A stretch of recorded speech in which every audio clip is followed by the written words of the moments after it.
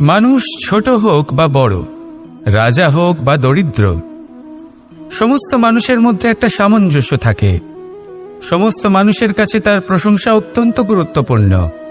সে খুবই প্রসন্ন হয় যদি আপনি তার প্রশংসা করেন, কিন্তু আপনি যদি তাকে এটা বলেন যে এটা তোমার ভুল ছিল, তোমার কিছু খামতি ছিল, তখন সেটা সে মানতে রাজিই থাকে না।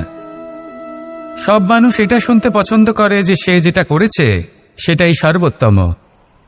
এবার আমি আপনাকে একটা কথা বলি, এই হলো নিন্দা, এই হলো প্রশংসা, আর এই হলো সত্য, যা সবার থেকে উচ্চস্থানীয়।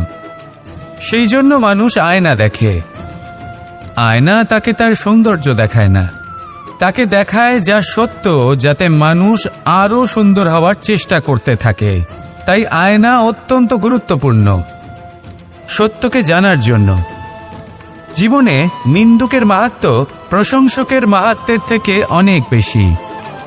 কেন? কারণ তারা আপনাকে আপনার খামতি দেখায়, আপনার ভুলগুলো বুঝিয়ে দেয়, আপনাকে একটা সুযোগ দেয় নিজেকে শুধরে নিতে, নিজেকে আরো শ্রেষ্ঠ করে তুলতে, যা প্রশংসক করতে পারে না। তাই জীবনে যদি কখনো নিন্দা করা হয়, তাকে ভালোবেসে গ্রহণ করুন, ধন্যাত্মক রূপে গ্রহণ করুন। যদি নিজেকে কোনো শিক্ষা দেওয়া সম্ভব হয় তাহলে অবশ্যই দিন। দেখবেন মন প্রসন্ন হয়ে বলবে, রাধা রাধা। জীবনে কখনো সাফল্য আসে, আবার কখনো অসফলতা, কখনো আশা পাওয়া যায়, কখনো নিরাশা, কখনো জয় লাভ করি, আবার কখনো পরাজয়। এর পেছনের কারণটা জানা অত্যন্ত প্রয়োজনীয়। যদি আমি পরাজয়ের কথা বলি, যখনই আমরা পরাজয় লাভ করি আমরা ভাবতে থাকি যে এমন কেন হলো? আমাদের শত্রু কি বেশি শক্তিশালী ছিল, নাকি আমাদের নীতিতে কোনো খামতি ছিল? এই সমস্ত কারণের পেছনে খুব বড় একটা কারণ থাকে, আর সেই কারণ আমাদের অন্তরে সুপ্ত থাকে। ধরে নিন একটা পথ, তাতে আপনি চলছেন, সেই পথ কাঁটায় পরিপূর্ণ, কিন্তু আপনি পাদুকা পরে রয়েছেন আর আপনি হেঁটে সামনে এগিয়ে যান। এবার এমন একটা পথ এলো যা পুষ্পে ঢাকা, আর আপনি পাদুকা পরে রয়েছেন, কিন্তু আপনার পাদুকাতে একটা পাথর আটকে গেল। তখন দু পা হাঁটাও খুব কঠিন হয়ে পড়ে। এই সংসারের যে কোনো শক্তি আপনাকে পরাস্ত করার পূর্বে আপনি জানেন কে আপনাকে পরাস্ত করতে পারে? আপনার অন্তরের দুর্বলতা, আপনার অন্তরের সেই সুপ্ত শত্রু। আর সেই জন্য ইতিবাচক মনোভাব গুরুত্বপূর্ণ হয়ে পড়ে। ভালো মানুষদের সাথে থাকুন, সৎসঙ্গে থাকুন, বন্ধুত্ব করুন, ভালোবাসুন। এই ভালোবাসা এত শক্তিশালী এক অস্ত্র যাকে ব্রহ্মাস্ত্রও পরাস্ত করতে পারে না। এই সমস্যারূপী পাথর কিছুই নয়। আসুন আমার সাথে ভালোবেসে বলুন, রাধা রাধা। মানুষের দুটো রূপ রয়েছে। এক, আমাদের এই মুখ, যা শুধুই চোখে দেখা যায়, আর দ্বিতীয় আমাদের এই মন, যা শুধুমাত্র অন্তরাত্মা দ্বারা দেখা যায়। এবার আমাদের এই মুখ, তা ঈশ্বর সকলকেই আগে থেকেই প্রদান করেছেন, কিন্তু এই মন কেমন হবে তা আমাদের জীবনের অনুভূতি এবং আমাদের জীবনের লক্ষ্য এগুলি সুনিশ্চিত করে। অর্থাৎ নেত্র দিয়ে দেখা যায় আমাদের এই মুখ, তা শুধুই এই কারণে প্রয়োজন যাতে সংসার আমাদের দেখতে পায়, আমাদের চিনতে পারে। কিন্তু যদি এই সংসারে আপনি প্রকৃত অর্থে মান সম্মান লাভ করতে চান, তাহলে নিজের অন্তরাত্মাকে আপনাকে বিকশিত করতেই হবে। দেখুন, কথায় আছে এই যে অসুর, তা শারীরিকভাবে উপস্থিত নয়, তা মনের মধ্যে থাকে। যদি এই মন থেকে অসুরকে বের করে দেওয়া যায়, তাহলে শরীরে তা উপস্থিত থাকবেই না। তাই মনকে শুদ্ধ করুন আর আমার সাথে ভালোবেসে বলুন, রাধা রাধা। মানুষ যখনই একে অপরের সামনে নিজেদের হৃদয়ের ভাবনা প্রকাশ করে, তখন এক অত্যন্ত প্রভাবশালী মাধ্যম তারা ব্যবহার করে, যাকে ভাষা বলা হয়। এবার আমি দেখেছি যে একজন মানুষ অনেকগুলো ভাষাতেই নিপুণ। আমি এটাও দেখেছি যে মানুষ অনেকগুলো ভাষায় কথা বলে, কখনো কখনো অনেক ভাষা মিলিত করে তার প্রয়োগ করে, উচিত প্রকারে তাকে ব্যবহার করে না, না সেটাকে সম্মান করে, আর না ভাষাকে শুদ্ধ রাখে। আর এটা হলো অনুচিত। যদি ভাষাকে শুদ্ধ রাখেন তাহলে ভাষা আপনার চরিত্রকে শুদ্ধ রাখবে, তা আপনার একাগ্রতা বাড়িয়ে তুলবে। এই প্রত্যেক ধ্বনিকে অনুভব করে যদি আপনি শব্দের উচ্চারণ করেন, ভাষাকে প্রয়োগ করেন, তাহলে আপনিও আনন্দ পাবেন, আর যিনি শুনছেন সেই ব্যক্তির কানেও মধুর শব্দ বাজবে। তাই মনে রাখবেন, যে ব্যক্তি ভাষার পবিত্রতাকে সম্মান করে তাকে সংসারও সম্মান করে। ভাষাকে শুদ্ধ এবং পবিত্র রাখুন, তাহলে ভাষা আপনার চরিত্রকেও শুদ্ধ এবং পবিত্র রাখবে। আর এই মন সুপ্রসন্ন হয়ে বলবে, রাধা রাধা। এ হলো রামায়ণের সময়কালের কথা। সেতু নির্মাণ করার কাজ চলছিল। সমস্ত বানর সেনা এই কাজে নিযুক্ত হয়েছিলেন। বড় বড় পাথর তুলে নিয়ে এই বানর সেনা সমুদ্রে ফেলছিলেন। এই কাজ চলছিল। এমন সময় ছোট্ট একটা কাঠবিড়ালি এলো। ছোট ছোট মাটির ডেলা হাতে নিয়ে সাগরের কাছে যাচ্ছিল আর বড় বড় পাথরের পাশে রেখে দিচ্ছিল, যথাসম্ভব সেখানে রেখে আসছিল। সারা দিন ধরে সে এই পরিশ্রম করেই যাচ্ছিল। এবার শ্রীরাম তার এই কাজ দেখতে পেলেন। সেই ছোট্ট কাঠবিড়ালিটিকে নিজের হাতে তুলে নিলেন এবং অত্যন্ত ভালোবেসে তার পিঠে হাত বুলিয়ে দিলেন। কথায় আছে যে কাঠবিড়ালির পিঠে যে দাগ আছে, সেই 3টি দাগ এসেছে শ্রীরামচন্দ্রের 3 আঙুলের থেকে। যে কাজ আপনি করছেন তাতে সমস্ত শক্তি প্রয়োগ করুন। যতটা আপনার সামর্থ্য রয়েছে, যতটা আপনার প্রতিভা রয়েছে, সম্পূর্ণভাবে উৎসর্গ করে দিন। ঠিক এমনভাবে কর্ম করুন। সেই কাঠবিড়ালি কিন্তু তাই করেছিল। সেই জন্য শ্রীরামের সাথে সেও সেই কাহিনীতে অমর হয়ে গেছিল। সম্পূর্ণ শক্তি প্রয়োগ করুন, সম্পূর্ণ সামর্থ্যের সাথে কর্ম করুন, কারণ এটাই হলো শ্রেষ্ঠ পথ কোনো কর্ম করার। আসুন আমার সাথে ভালোবেসে বলুন, রাধা রাধা। এই সংসারে যখন সাফল্যের পথে আপনি অগ্রসর হবেন, তখন আপনার পরিশ্রম, একাগ্রতা, সাহসের সাথে সাথে সমাজের মানসিকতাও সহ্য করতে হবে। প্রত্যেক ব্যক্তি কিছু না কিছু ভাবেন, কিছু না কিছু বলেন। কিছু মানুষ এমন আছেন যারা ভাববেন যে আপনি কিছুই করতে পারবেন না। তারা আপনার নিন্দা করবেন, আর এই নিন্দার কথা ভেবেই আমরা ভয়ভীত হয়ে পড়ি। সেই কারণে নিজেদের আশা, নিজেদের বিশ্বাস হারিয়ে ফেলি। এবার যদি সেই নিন্দার ভয়ে আমরা লক্ষ্যচ্যুত হই, তাহলে সেটা অনুচিত।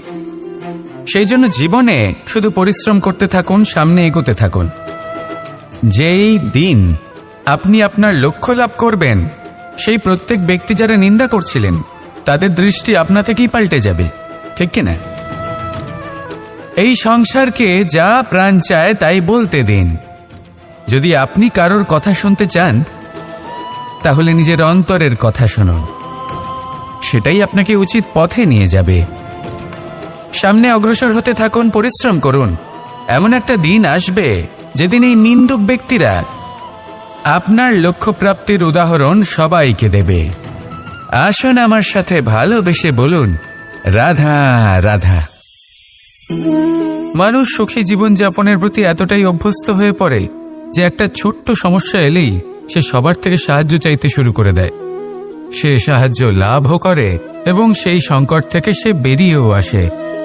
কিন্তু এই সাহায্য কিছু মুহূর্তের, আর কিছু মুহূর্তের হলো এই দুঃখ। এই 2 মুহূর্তের সাহায্যের জন্য আজীবন আপনি তার কাছে ঋণী হয়ে থাকেন। আর মানবিকতার খাতিরে আপনার মনে কৃতজ্ঞতা জেগে ওঠে। আর সেই কৃতজ্ঞতা বোধ হলো যে আপনি কখনো সেই ব্যক্তিকে ছাপিয়ে যেতেই পারবেন না। সেই জন্য জীবনে সবসময় চেষ্টা করবেন নিজেকে প্রস্তুত রাখতে সেই সব সমস্যার জন্য, সেই সব বাধার জন্য যেগুলো আপনার জীবনে আসতে পারে। ততক্ষণ সাহায্য চাইবেন না যতক্ষণ না অন্য কোনো পথ না থাকছে। সাহায্য চাওয়া অনুচিত নয়, কিন্তু সাহায্য চাইলে এবং সাহায্য পেলে আপনি আজীবন কৃতজ্ঞ এবং ঋণী হয়ে থাকবেন। আর তারপর একদিন আপনি পরিবর্তন দেখতে পাবেন। যে কিভাবে আপনি ছোট ছোট সমস্যার জন্য সাহায্য না চেয়ে বড় বড় সমস্যার সম্মুখীন হতে প্রস্তুত হয়ে গেছেন। এটাই হলো সংসারের নীতি। এটাই পালন করুন আর আমার সাথে ভালোবেসে বলুন, রাধা রাধা। এমন অনেক মানুষ আছেন যারা আমাকে ভগবানের পরিভাষা জানতে চান, যে ভগবান আসলে কি, তিনি কেমন। এবার দেখুন, ভগবান হোক বা আপনার স্বপ্ন হোক বা আপনার লক্ষ্য হোক না কেন, সেই লক্ষ্য তখনই পূর্ণ হয়, তখনই তাকে লাভ করা সম্ভব যখন আপনার দৃষ্টিভঙ্গি মঙ্গলময় হয়, যখন আপনি নিজে মনে করবেন যে আমি যেটা পেতে চাইছি তা শুভ। উদাহরণস্বরূপ, কোনো পাখিকে দেখুন, সে গাছের ডালে বসে এবং সেখানেই বিশ্রাম করে, কিন্তু পড়ে না। কেন? কারণ ওর বিশ্বাস যে যে শাখার উপরে ও বসে আছে সেটাই হলো ওর বাসস্থান। যদি আপনি বিশ্বাস করেন তাহলে আপনি পাথরের মধ্যেও ভগবান দর্শন করতে পারবেন। আর যদি বিশ্বাস না থাকে, তাহলে যদি ভগবান সামনে দাঁড়িয়েও থাকে তবেও আপনার বিশ্বাস হবে না। তাই বিশ্বাস করতে শিখুন। এই বিশ্বাসের আধারেই আপনি সেই সব কিছু পাবেন যা আপনি পেতে চাইছেন। আসুন আমার সাথে ভালোবেসে বলুন, রাধা রাধা। গুরু, যিনি পথ দেখান, আমাদের জীবনে অত্যন্ত গুরুত্বপূর্ণ, অত্যন্ত আবশ্যক। কিন্তু কিছু মানুষ মনে করেন যে গুরুর কোনো প্রয়োজন নেই, কারণ এই সমগ্র জ্ঞান মানুষের অন্তরেই নিহিত রয়েছে। এবার প্রশ্ন এটাই, যদি সমস্ত জ্ঞান মানুষের অন্তরে নিহিত থাকে তাহলে গুরুর কি প্রয়োজন? আর যারা আজ পর্যন্ত গুরুকে মেনে এসেছেন তারা কি অনুচিত করেছেন? এর উত্তর আমি আপনাকে দেব একটা উদাহরণ দ্বারা। একটা কাঠ যা জ্বলনশীল, জ্বলনের ঊর্জা তার অন্তরে নিহিত রয়েছে, কিন্তু তার জ্বলনের জন্য বাইরে থেকে একটা অনুঘটকের প্রয়োজন হয়। এই অনুঘটকই হলেন আপনার গুরু। উত্তাপ যা একটা কাঠকে জ্বালাতে পারে, সেই উত্তাপ হলো গুরুর প্রচেষ্টা।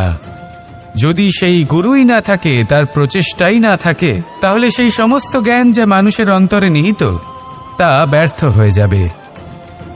যদি আপনার সাথে আপনার গুরু থাকেন, আপনার পথ প্রদর্শন করেন, আপনার অন্তরের জ্ঞানকে বাইরে নিয়ে আসতে পারেন, তাহলে তাকে সম্মান করুন আর আমার সাথে ভালোবেসে বলুন, রাধা রাধা। असतो मा सद्गमय, तमसो मा ज्योतिर्गमय, মৃত্যুর্মা মৃতঙ্গময়। জ্ঞান সেটাই যা অসত্য থেকে সত্যের পথে চালিত করে। প্রকাশ সেটাই যা অন্ধকার থেকে আলোর পথে নিয়ে আসে। জীবন সেটাই যা মৃত্যু থেকে অমরত্বের পথে নিয়ে যায়। এবার এই তিনটে, জ্ঞান, জীবন এবং প্রকাশ, একই রকম। শূন্য থেকে এর উৎপত্তি হয় এবং আস্তে আস্তে আপনার জীবনে বিস্তার লাভ করে। এবার আমরা এটাই ভাবি যে কেমন করে এই তিনটিকে আগলে রাখা যায়। এর উত্তর হলো, এদের আগলে রাখার প্রয়োজনই নেই, ভাগ করে দিতে হবে। কোনো বৃক্ষকেই দেখে নিন, একটি বৃক্ষ অনেক বছর ধরে বেঁচে থাকে। কেন? কারণ সে ভাগ করে দিতে জানে। সে নিজের বীজ ছড়িয়ে দেয়, এই ধরিত্রীতে দেয়, সেই বীজ যা অঙ্কুরিত হয়ে এক নতুন বৃক্ষকে জন্ম দেয়। শুধু ছড়িয়ে দিয়ে একটি বৃক্ষ জীবন দান করতে পারে। যদি কোনো ব্যক্তি জ্ঞান ছড়াতে শিখে যান, যদি প্রকাশ, আলোর কিরণ ছড়িয়ে দিতে শিখে যায়, কোনো ব্যক্তি তার জীবনের সুখ ছড়িয়ে দিতে শিখে যান, তাহলে তিনি মৃত্যুর পরও মৃত হন না। এই ভাগ করে দেওয়ার সুখটাই কিছুটা আলাদা। এই সুখ অনুভব করুন আর আমার সাথে ভালোবেসে বলুন, রাধা রাধা। আপনি কখনো কোনো সরোবরের দিকে তাকান, যার জল হলো শান্ত, স্থির। আপনি স্পষ্ট দেখতে পাবেন সেই সরোবরের তলদেশে কি রয়েছে। তাতে সাঁতরে বেড়াচ্ছে সুন্দর মাছ, চকচকে কিছু পাথর, স্বর্ণরূপী বালি, সবই আপনি দেখতে পাবেন। কিন্তু যখনই আপনি একটা ছোট্ট পাথর তুলে সেই জলে ছুঁড়ে ফেলবেন, তখন সেই জল বিচলিত হবে। আর সেই স্পষ্টতা ন্যূনতম হয়ে যাবে। তারপর কিছুই স্পষ্টভাবে দেখা যাবে না। এই ঘটনা মানুষের সাথেও ঘটে। মানুষ যদি বিচলিত হয়ে পড়ে, তখন সে বুঝতে পারে না যে বর্তমানে কি হয়ে চলেছে আর ভবিষ্যতে কি করা উচিত। কিন্তু সেই মানুষ যদি শান্ত থাকেন, স্থির থাকেন, ধন্যাত্মক থাকেন, তাহলে নিশ্চিত রূপেই বুঝতে পারবেন যে বর্তমানে কি করতে হবে আর ভবিষ্যতে কি করতে হবে। তাই নিজের মধ্যে সেই স্থিরতা আনুন, সেই ধৈর্য ধরুন, নিজেকে শান্ত রাখুন আর সবার মধ্যে ভালোবাসা ছড়িয়ে দিন। এই মন প্রসন্ন হয়ে বলবে, রাধা রাধা।